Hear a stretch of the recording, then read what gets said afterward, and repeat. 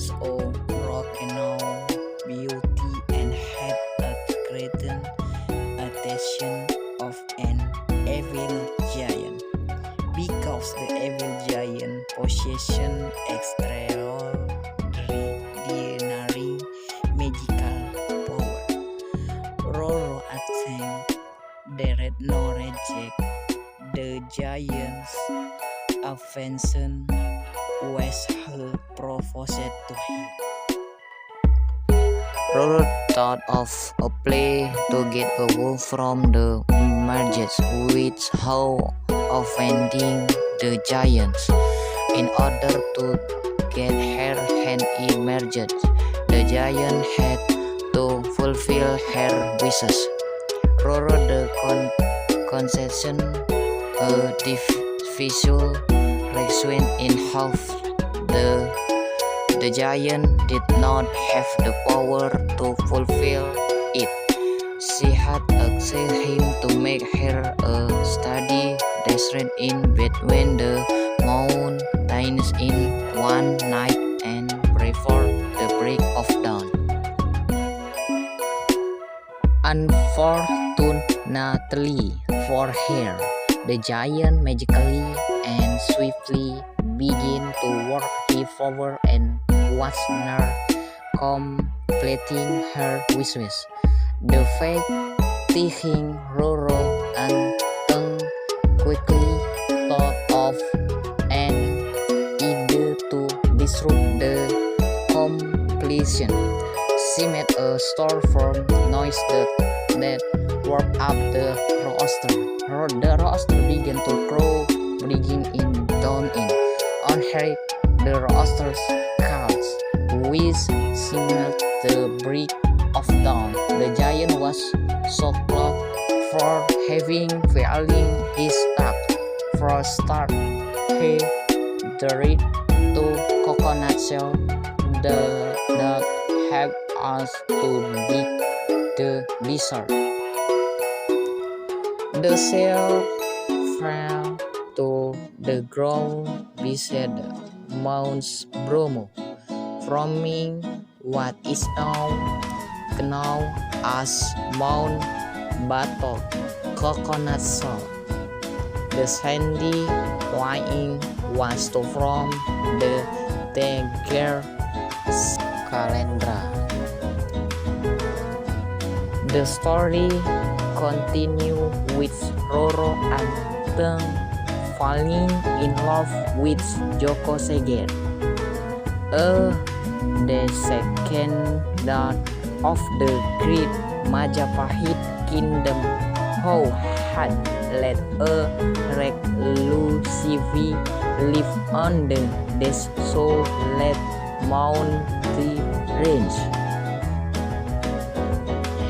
They were married, living happily, blessed with my children, their children, and descendants from the tribal community of the Tegar,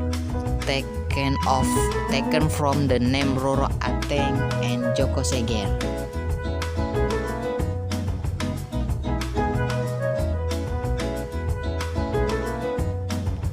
Pada zaman dahulu kala, hiduplah seorang wanita cantik bernama Roro Anteng. Dia terkenal cantik dan telah menarik perhatian raksasa jahat. Karena raksasa jahat mempunyai kekuatan magis yang luar biasa, Roro Anteng tak berani menolak rayuan raksasa saat melamarnya.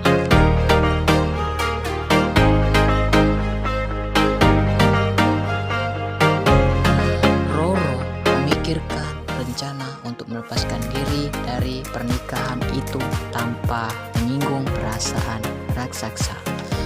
Untuk menikah, raksasa harus memenuhi keinginannya.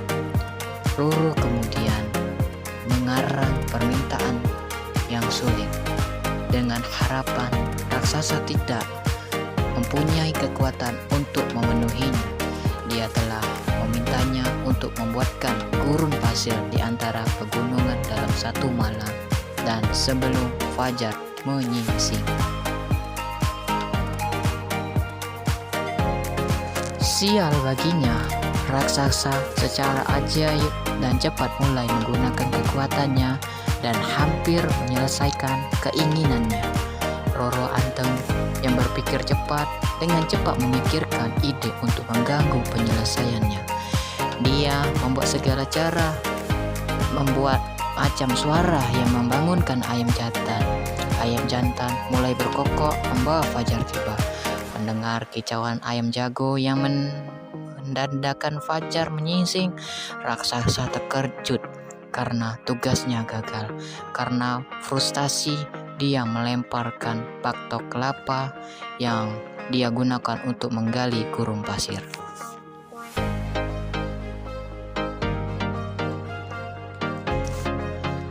Cangkang tersebut jatuh ke tanah di samping Gunung Bromo sehingga membentuk apa yang sekarang dikenal dengan nama Gunung Batok atau Gunung Batok Kelapa. Dataran berpasir itu membentuk kaldera Tengger.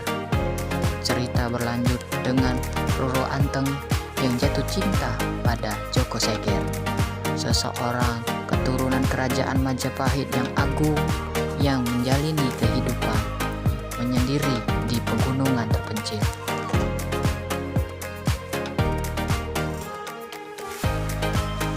Mereka menikah, hidup bahagia, dikaruniai banyak anak.